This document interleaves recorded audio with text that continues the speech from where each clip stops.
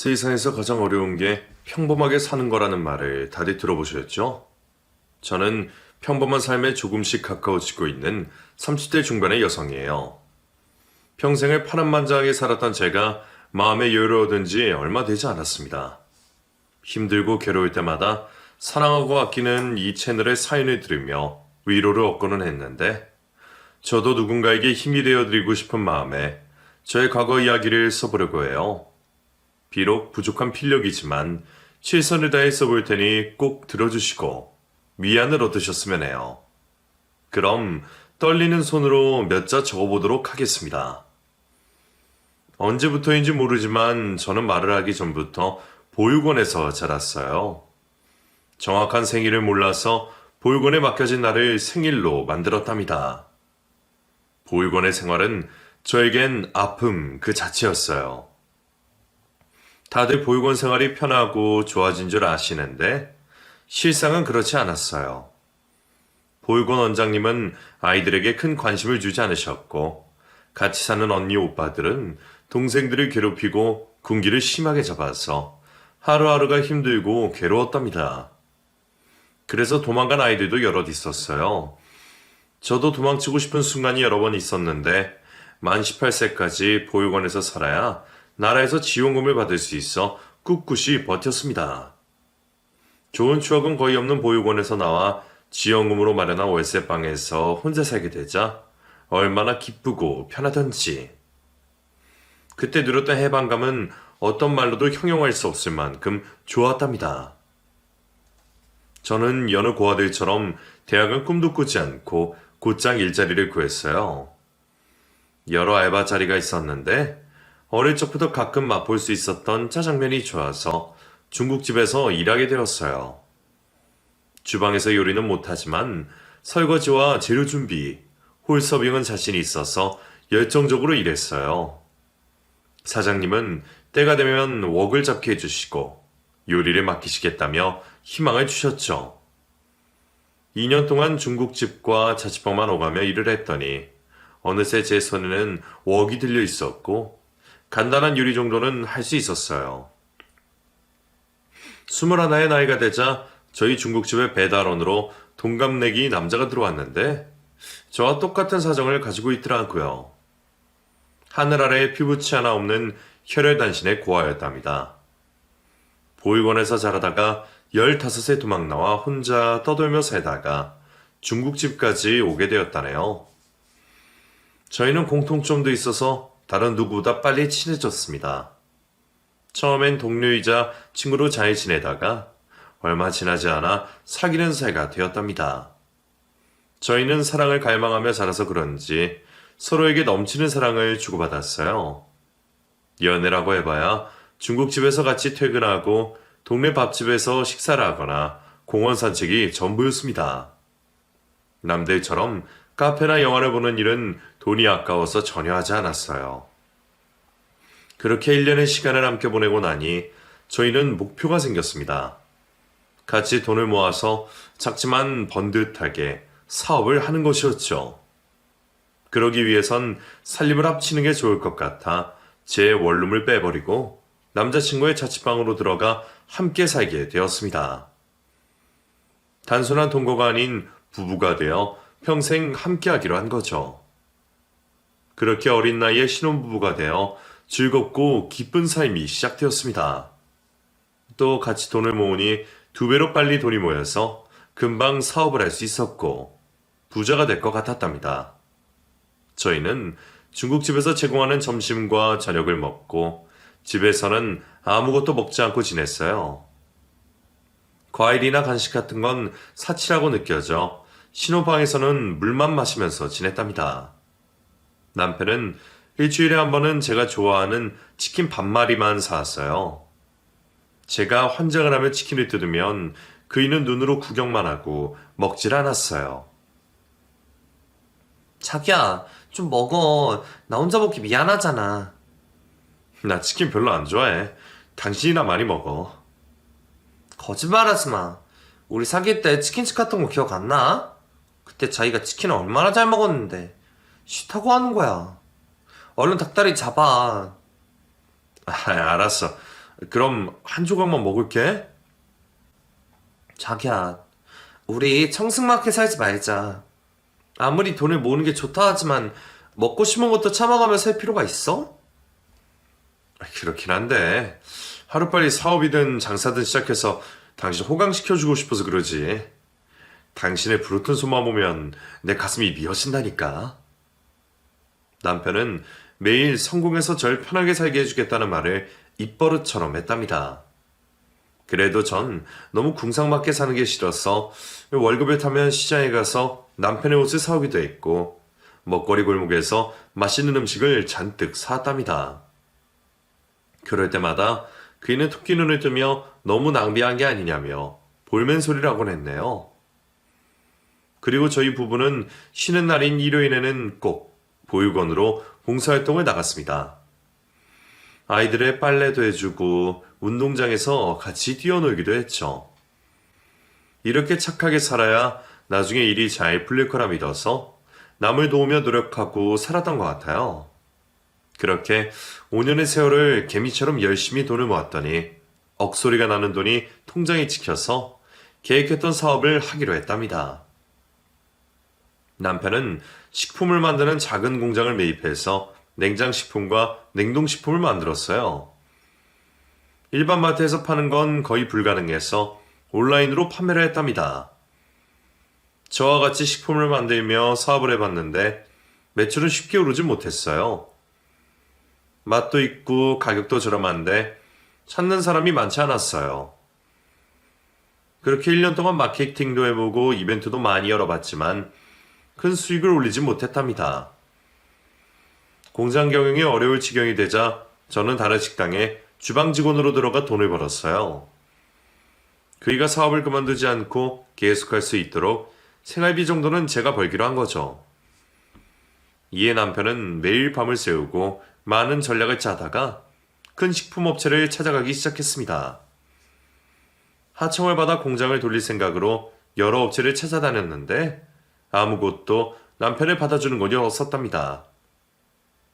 3개월 동안 수백 곳의 업체를 찾아다니다 딱 한 곳에서 남편에게 하청을 주겠다고 연락이 왔어요.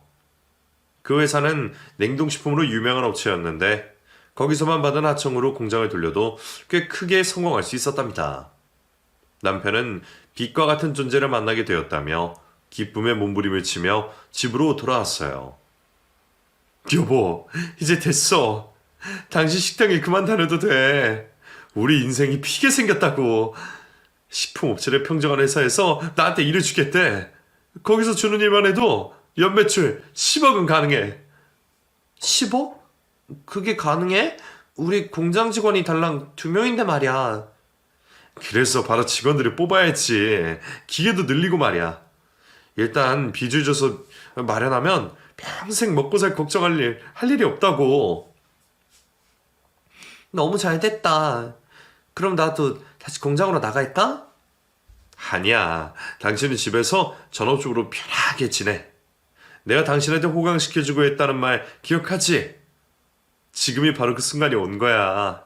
이제 남편만 믿으라고.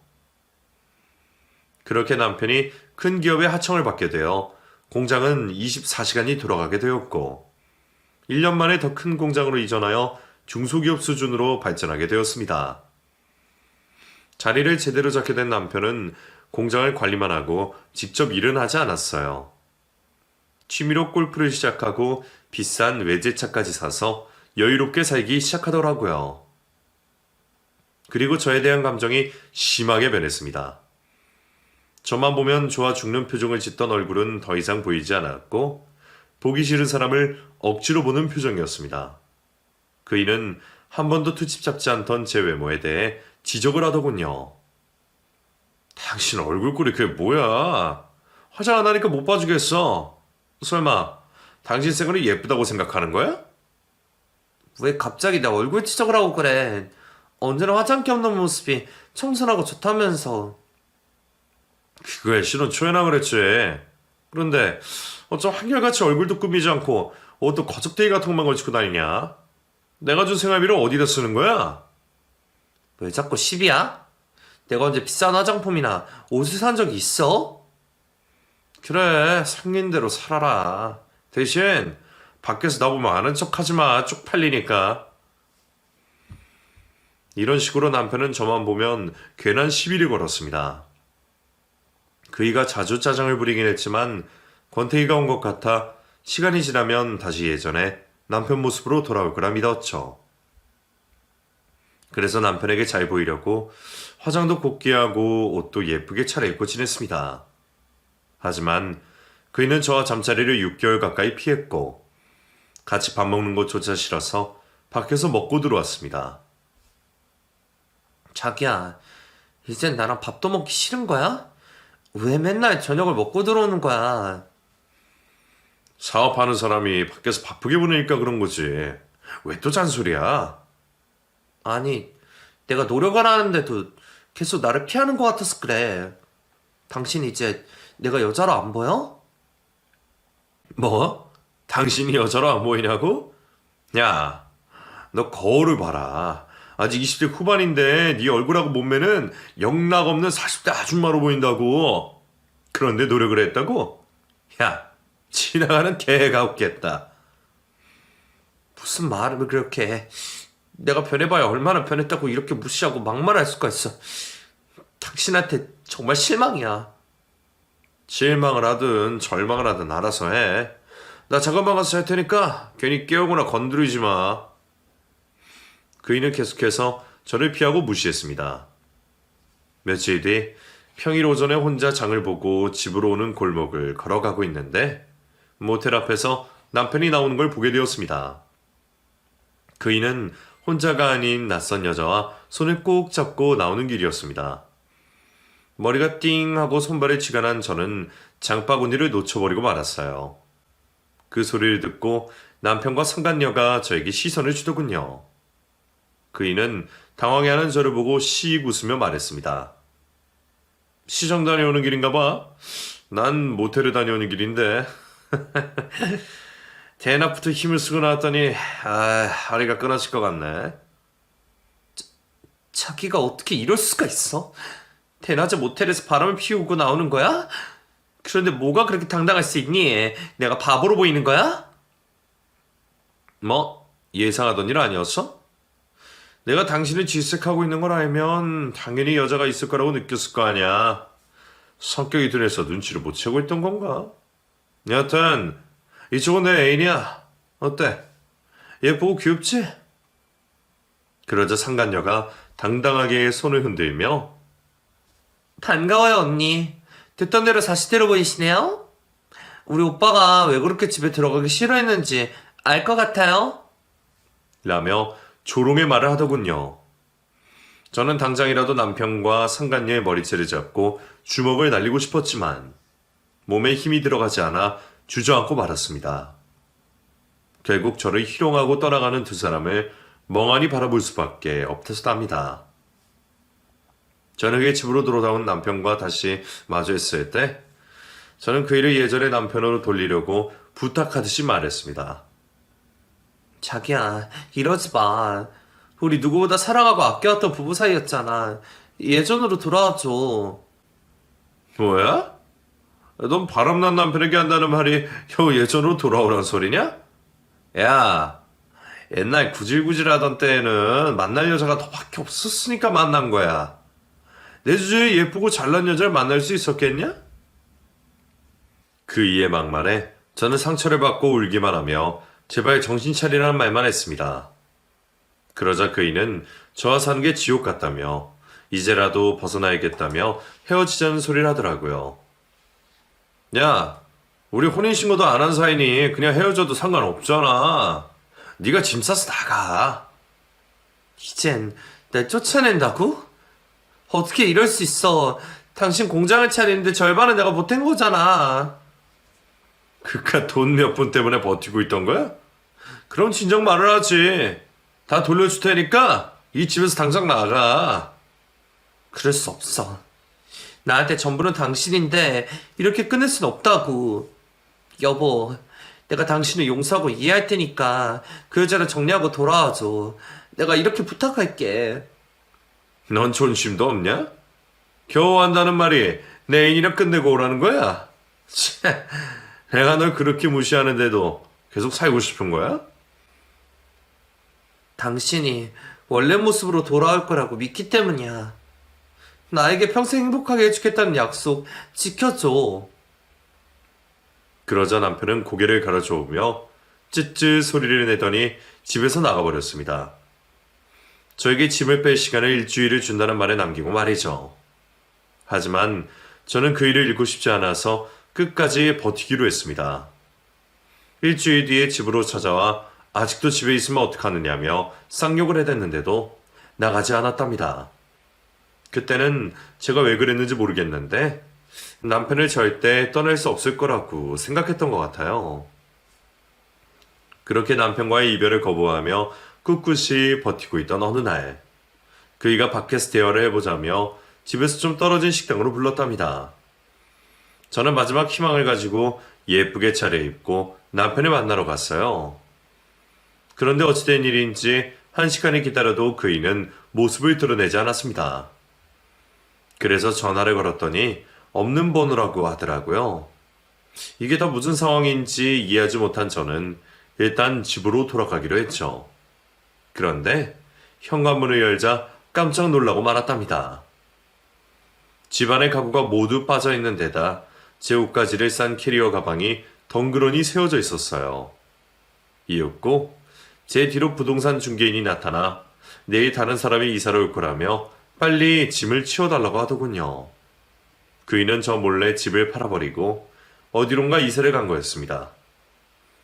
억장이 무너진 저는 그 자리에 주저앉아 오랜 시간을 오열하고 말았고 남편이란 자체를 가만두지 않겠다고 맹세를 했습니다. 제가 생각한 최고의 복사는 위자료라도 제대로 받아내는 것이었어요. 일방적으로 연락을 끊어버리고 제 뒤통수를 친 그이에게 이혼 소장을 날렸죠. 그러자 남편은 이혼 전문 변호사 3명을 사서 등장하더라고요. 혼인신고를 하지 않은 걸 빌미로 아무런 보상을 할 필요가 없다고 주장을 펼치더니 제가 제대로 아내 역할을 하지 않고 사치가 심했다며 제가 모르는 카드 내역서를 제출하더군요. 판사님께 절대 내가 쓴 게 아니다. 억울하다라며 하소연을 해봤지만 남편 측 변호사의 말을 더 신뢰했답니다. 그래서 제가 받게 된 위자료는 고작 2천만 원이었어요. 공장을 차릴 때보다 그보다 두세 배 많은 제 돈이 들어갔는데 이렇게 억울한 결과를 맞게 되었죠. 바보처럼 당한 저는 2천만 원의 위자료를 방을 구하는 데 쓰고 나머지는 여윳돈으로 남겨두었답니다. 열흘 정도는 아무것도 하지 않고 잠만 자면서 현실을 도피했는데 이렇게 살다간 인생 전체가 무너질 것 같아 일어서기로 결심했어요. 30도 되지 않은 나이라 뭘 시작해도 늦지 않았을 거라 여기면서 말이죠. 배운 것 없고 자격증 하나 없었으니 제가 할 수 있는 한 한정적이었어요. 식당 일을 찾아보긴 했지만 마음이 끌리지 않아 다른 일을 도전해보기로 했답니다. 인터넷에서 가사도우 및 채용권을 보게 되었는데 보수가 꽤 좋더라고요. 그래서 먹고 살리는 심정으로 그 일을 시작했습니다. 남의 집 살림을 봐주는 게 쉬운 일은 아니었지만 돈을 생각하고 내 일처럼 열심히 했어요. 요즘은 가사도우미 어플로 일해준 사람에게 평점을 주고 댓글로 어떻다고 남기기 때문에 열심히 일해주는 사람들은 금방 소문이 났습니다. 저는 5점 만점에 4.8점을 받아 찾아주는 고객이 많았어요. 대부분 혼자 사는 남자들이 주 고객이었습니다. 일에 치여 살다 보니 혼자서는 집을 돌보지 못하는 바쁜 사람들 말이죠. 그중 타워 팰리스에 사는 고객이 한 분 계셨는데 매일 저를 불러주셨습니다. 일을 깔끔하게 하고 만족을 드려서였는지 매일 오전에 타워 팰리스를 시작으로 일을 했네요. 무슨 일을 하는지 모르겠지만 그 고객님은 저보다 5살 정도밖에 많아 보이지 않았는데 크게 성공한 것 같았습니다. 수십억을 호가하는 집에서 사는 데다 타고 다니는 차도 한두 대가 아니었고 모두 비싼 외제차였어요. 제가 청소를 끝내고 나갈 때면 항상 다음 목적지까지 태워다 주셨는데 차 안에서 많은 대화를 나누었답니다. 가사 도우미 힘드시죠? 나이가 젊으실 것 같은데 대단하십니다. 일에 나이가 있나요? 그냥 돈 많이 주는 직업이라 열심히 하는 거죠. 아, 그러시구나. 그럼 제가 팁을 더 많이 챙겨드려야겠네요. 돈을 많이 버셔야 하니까요. 그럼 잘 감사하죠. 남들 같으면 자존심 때문에 거절한다지만 저는 악착같이 모아서 누구 보란 듯이 잘 살 거라고요. 저의 VIP 고객님은 누굴 보란 듯이 잘 살려고 하는 거냐고 물으셨고, 저는 부끄러운 줄 모르고 이혼한 얘기와 전 남편이 뒤통수 때린 사연을 들려드렸습니다. 그러자 저만큼 많은 화를 내주시며 세상에 그런 인간이 다 있느냐고 제 편을 들어주셨네요. 전 남편이란 인간 언젠가는 천벌받을 겁니다. 지금은 그 자식이 잘 먹고 잘 살아도 나중에 분명 쫄딱 망할 거라고요. 나 실컷 하소연을 했더니 속이 후련하네요. 그런데 제가 고객님한테 부끄러운지도 모르고 떠들었네요. 죄송해요. 아니에요. 괜찮습니다. 실은 저도 도우미님처럼 이혼한 돌싱이에요. 전 저가 바람이 나서 찢어졌죠. 어머, 그럼 저랑 똑같은 사유로 돌싱이 되었네요. 이것도 인연이라고 할 수 있을까요? 그럼요. 인연이라고 하면 인연이죠. 어쨌든 바람난 인간들 보란 듯이 잘 살아봅시다. 혹시 제 도움이 필요하면 언제든 말씀하세요. 제가 법조계든 의료계는 인맥들이 많으니까 난처한 일이나 힘든 일이 있으면 주저 말고 이야기해 주세요.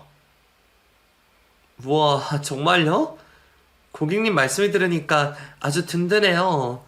제 뒤에 빽이 생긴 기분 같다고요. 전 평생 외톨이로 자란 천의 고아라서 누가 도와주고 믿어주면 그렇게 힘이 나더라고요.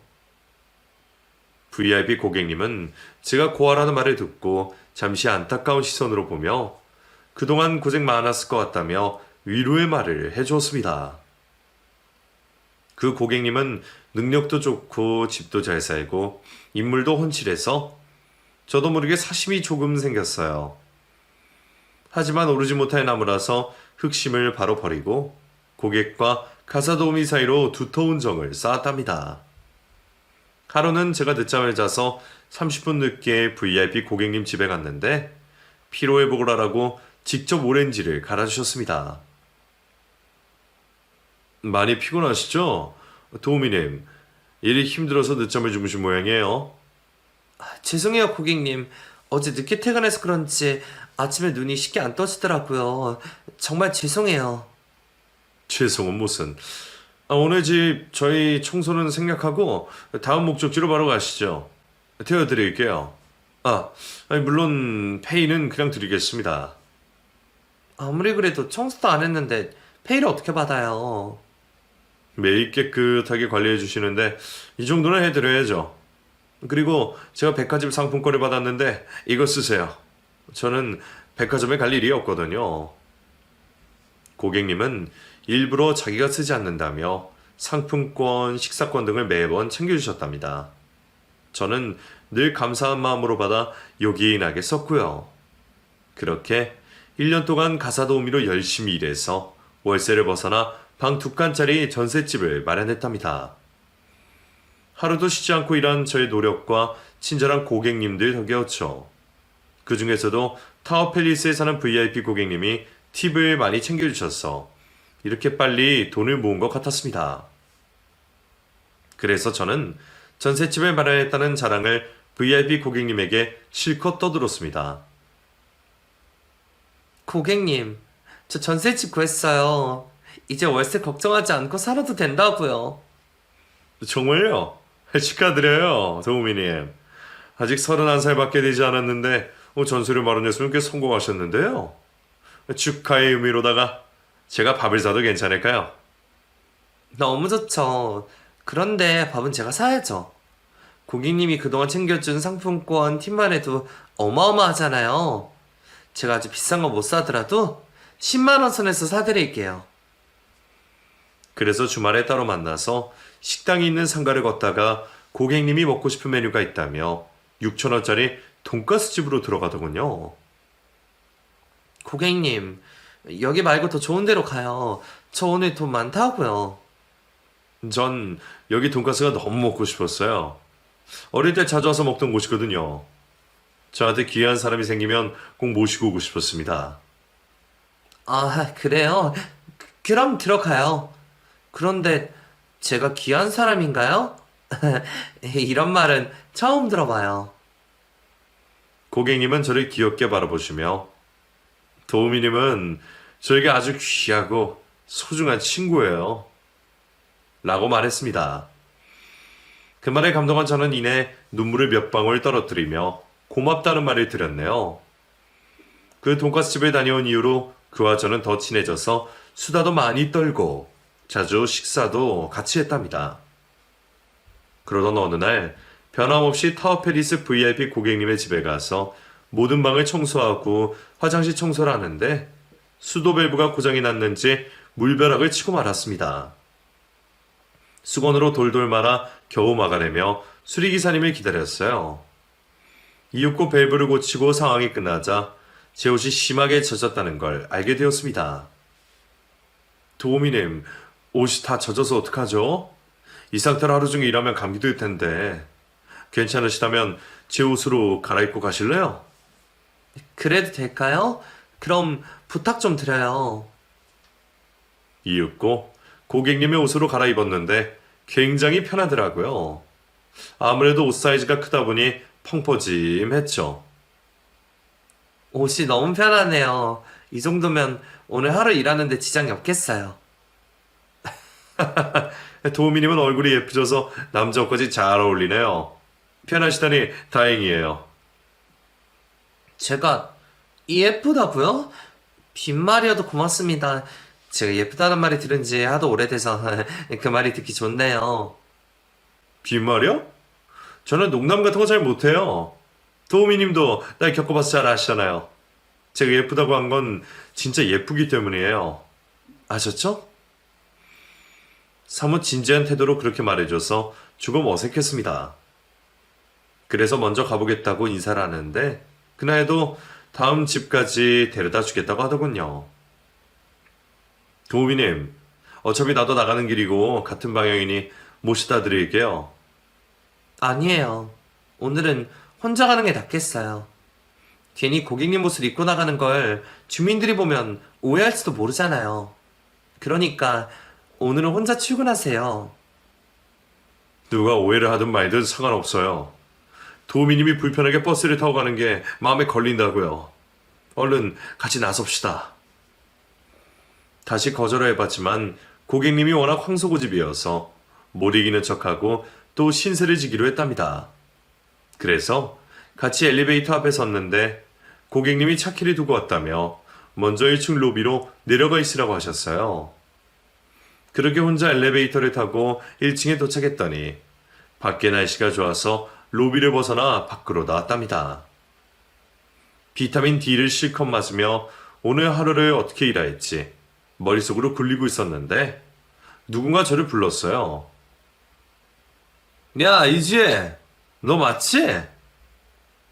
뒤를 돌아보니 제 뒤통수를 쳤던 배신자인 전남편이었습니다. 그리고 옆에는 예전에 바람 피우던 상간녀가 있었고요. 두 사람은 어딜 가는 길인지 모르겠지만 아주 다정하게 팔짱을 끼고 있었습니다. 희지혜, 왜 대답을 안 하냐? 거의 1년 반 만에 만났는데 반갑지 않아? 내가 너무 좋아서 사정을 못 쓰던 년이 왜 이렇게 딱딱해? 그냥 꺼져. 지나가던 길 계속 가라고 이 쓰레기들아. 뭐? 쓰레기? 야, 이년아. 내가 보기엔 네가 더 쓰레기 같은데? 너 지금 이 타워 팰리스 건물에서 나왔지? 그리고 지금 입고 있는 옷이 남자 옷인 걸 보니 너 몸으로 돈 벌고 있지? 딱 봐도 밤새 일을 치르고 갈아입을 옷이 없어서 남자 옷 입고 나오는 게 뻔하네. 나랑 이혼하던 인생 막 사는구나. 그런데 이런 건물에 사는 남자가 너 같은 여자랑 밤을 보내는 게 좀 이상하다. 눈이 많이 나신가 봐. 아니면 나이 많은 늙은 놈이랑 자고 나온 거겠지? 저는 전 남편이 하는 말이 너무 더럽고 기가 막혀서 인상을 찌푸리며 대답했습니다. 뭐 눈에는 몸만 보인다더니 더러운 불륜 새끼야. 내가 몸으로 돈을 번다고? 정말 너다운 발상이다. 내 말이 맞으니까 시침이 트는 거 보소? 야, 너 머리 아직 덜 말랐어. 준 거 다 있는데 왜 시침이 떼고 그러냐? 너 같은 년의 여자로 봐주는 사내 새끼가 있다니 비키지가 않는다. 저는 무시하고 꺼지라고 경고를 다시 해봤는데 이것들이 갈 생각을 하지 않고 조롱을 끝내지 않더군요. 이번에는 상간녀가 낄낄대면서 까불기 시작했습니다. 언니, 저한테 남편을 빼앗기고 충격이 심했나봐요. 위자료를 쥐꼬리만큼 받고 쫓겨나더니 많이 힘들었나봐요. 몸으로 돈을 버는 거 보니 제 속이 다 상하네요. 아, 그런데 얼마나 받고 일을 하는 거예요? 언니 얼굴에 못 매면 많이 받지 못할 것 같은데. 닥쳐. 난 한 번도 부끄럽고 더러운 짓을 한 적이 없어. 너희들과 나는 다른 인간이라고. 끝까지 오리발이네. 알았어요. 그럼 만난 김에 같이 밥이라도 먹을까요? 오빠, 그동안 언니 어떻게 살았는지 들어보면 재밌을 것 같지 않아? 그건 별로다. 내가 저녁 면상을 마주보고 밥을 먹으면 오버하이트가 쏠릴 것 같아. 일부러 취할 필요가 뭐 있겠어. 그냥 호텔이나 가자. 그러던가. 그럼 언니, 그 볼품없는 몸으로 잘 먹고 사세요? 잘 있어 걸레야. 저는 상종할 가치가 없는 두 년놈이 뭐라 떠들든 무시해버렸습니다. 돈이 더러워서 피하는 게 아니었으니까요. 그런데 타워팰리스에서 나온 VIP 고객님이 떠나가는 전 남편을 불렀습니다. 어이, 김태훈 씨! 그러자 전 남편이 뒤를 돌아보았고 화들짝 놀란 얼굴로 달려오더군요. 그리고 VIP 고객 앞에 90도로 허리를 꺾었습니다. 이사님, 안녕하십니까? 이사님 사신 댁이 여기 타워팰리스였군요. 역시 이사님은 퀄리티가 다르십니다. 김태훈 씨, 요즘 식품 공장 잘 돌아가지? 일은 안 하고 놀러 다니는 거 보니까 살만한가 봐. 네, 이사님. 덕분에 저희 공장이 24시간 쉬지 않고 돌아가고 있습니다. 안 그래도 지금 공장에 들어가는 길입니다. 아, 그래? 그런데 가기 전에 김태훈 씨가 이지엔 씨한테 사과를 해야겠어. 내가 나오면서 다 들었는데 몸으로 돈 번다고 희롱을 하더라. 네? 이사님이 저 기집애는 어떻게 아세요? 설마 지혜랑 같이 밤을 보낸 남자가 이사님? 이 자식이 미쳤네. 아이고, 죄송합니다 이사님. 제가 말실수를 했습니다. 옆에 있던 상간녀가 전 남편 말을 거들었습니다. 당연히 이사님이 기분이 언짢지. 저렇게 못생기고 볼품없는 년이라 자다나간다는 말을 들었으니 기분이 상하지. 나 같은 여자라면 기분 상할 일 없었을 텐데. 이게 다 전해를 맞춰서 이런 상황이 벌어진 거야. 괜히 훌륭한 이사님께 결례를 범했잖아. 그러자 고객님이 눈을 한번 지그시 감으며 심호흡을 하시더니 분노를 표출했습니다. 이것들이 쌍으로 미쳐서 내 친구를 모욕해? 가만두지 않겠어. 고객님은 남편의 턱주가리에 주먹을 꽂아버리고 상간녀의 뺨을 날렸습니다. 두 년놈은 길바닥에 주저앉아 버렸죠. VIP 고객님이 전 남편 공장에 하청을 주는 기업의 이사인 것도 놀라운 일인데 저 때문에 주먹질한 걸 보니 너무 놀랍더라고요. 어안이 벙벙해서 어쩔 줄 모르고 서 있었답니다. 고객님은 자빠져 있는 전 남편의 머리채를 잡고 따귀를 연타로 날리며 말했어요. 김태훈이, 네가 내 소중한 친구의 뒤통수를 친 전 남편이냐? 난 이놈이 착하고 성실한 놈인 줄 알았는데 오늘 보니 전혀 다른 놈이었어. 당장 내 친구 지혜씨한테 사과해. 이사님, 도대체 얘랑 무슨 사이시길래 이러는 거예요? 제가 얻어터질 만큼 잘못한 것도 아니잖아요. 방금 말했잖아, 내 소중한 친구라고. 그리고 몸으로 돈 번다고 조롱한 게 정장성이거냐? 당장 사과해. 아니면 네 인생 끝장내주겠어. 알겠습니다. 이사님 사과할 테니 저와의 기억은 계속 유지해 주세요. 네 못생긴 애인년이랑 같이 빌어. 고객님의 호통에 두 년놈은 제 앞에 무릎을 꿇고 두 손을 싹싹 빌기 시작했습니다. 물론 진심이 아닌 계약 유지를 위해서였지만 마음이 조금 풀리더군요. 그래서 고개를 돌리고 고객님께 그만 가자고 말했는데 저에게 왜 가만히 있느냐고 버럭 화를 냈습니다. 도민이 아니 지혜씨 왜 가만히 있어요? 이런 놈을 그냥 보내려는 게 말이 돼요? 뺨이라도 세게 한 대 날려버리세요.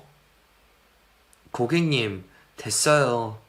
그럴 가치도 없는 시궁창 쓰레기들인데 제 손을 더럽히고 싶지 않아요. 오늘은 저 혼자 가봐야겠어요. 그럼 내일 뵙겠습니다, 고객님. 지혜씨! 지혜씨! 저를 부르는 목소리가 계속 들렸지만 돌아보지 않고 버스를 타고 제 일을 하러 떠났답니다.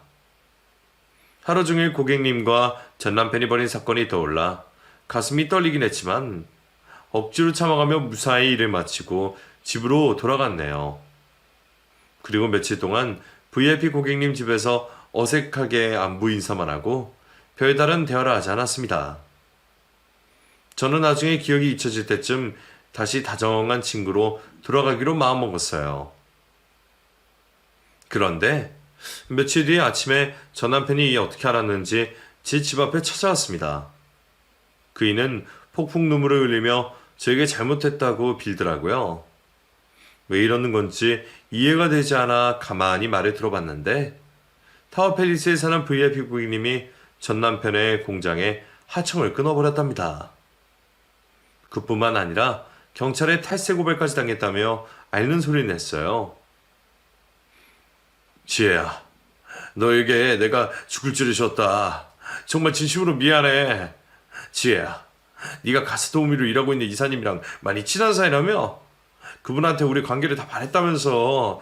그래서 이사님이 너 대신 나 복수해주겠다고 식품 계약을 파기하셨어. 또 탈세로 신고까지 하셨다니까? 그럼 당신은 고객님이 용서하지 않으면 그대로 망하는 거야? 거기에다 탈세까지 했니? 정말 가관이구나. 그래, 나 가관인 놈이야. 쓰레기 같은 놈 맞다고. 그래도 먹고는 살아야 하니까 네가 이사님 좀 말려주라. 어? 내가 1000번이고 10,000번이고 매일 이렇게 빌게. 살려줘 지혜야. 너의 이사님이 이제야 지혜로운 결정을 내렸네. 너 같은 놈에게 하청을 주는 것 자체가 말이 안 됐잖아. 이제야 원점이 되었으니 천만 다행이야. 그리고 이 등신아, 내가 미쳤다고 널 살려주려고 부탁을 하겠니? 이 머저리야? 지혜야, 지금으로선 날 살릴 수 있는 건 너뿐이야. 제발 나 좀 살려줘. 에휴, 그렇게 천벌 받을지 왜 했니? 나에게 한 짓을 돌려받는 거니까 달게 받아봐. 앞으로 여기에 다시 찾아오면 스토커로 신고할 거니까 절대 오지 마. 그이는 오해라며 끝까지 살려달라고 빌었지만 저는 가볍게 무시하고 타워팰리스에 일을 하러 갔답니다. 저는 고객님께 고맙다는 말을 수줍게 전했어요. 고객님, 저 대신 복수해줘서 고마워요. 그 인간이 찾아와서 비굴하게 울면서 살려달라고 빌더라고요. 지희씨, 그렇게 고마우면 우리 호칭부터 정리하면 안 될까요? 제 이름은 고객님이 아니라 한선호예요. 이름 부르는 게 부담스러우면 오빠라고 해도 됩니다.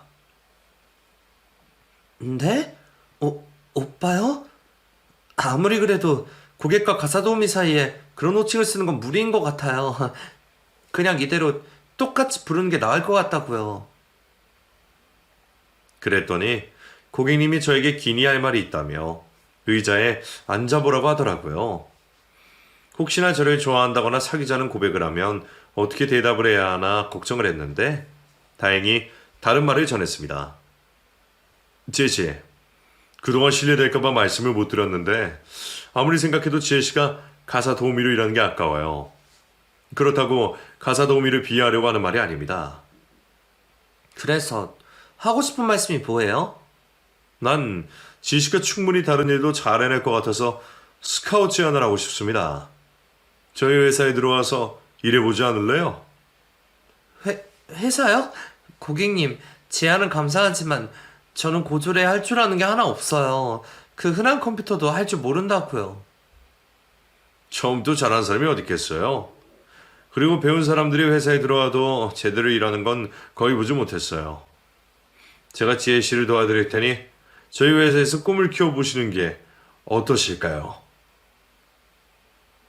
저는 자신감이 없어 거절했는데 계속되는 설득에 용기를 내기로 했답니다.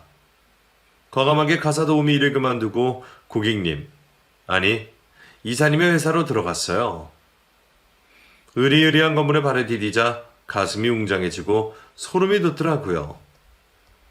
저 같은 사람은 이런 곳에 올 수 있어 더할 나위 없이 기뻤죠.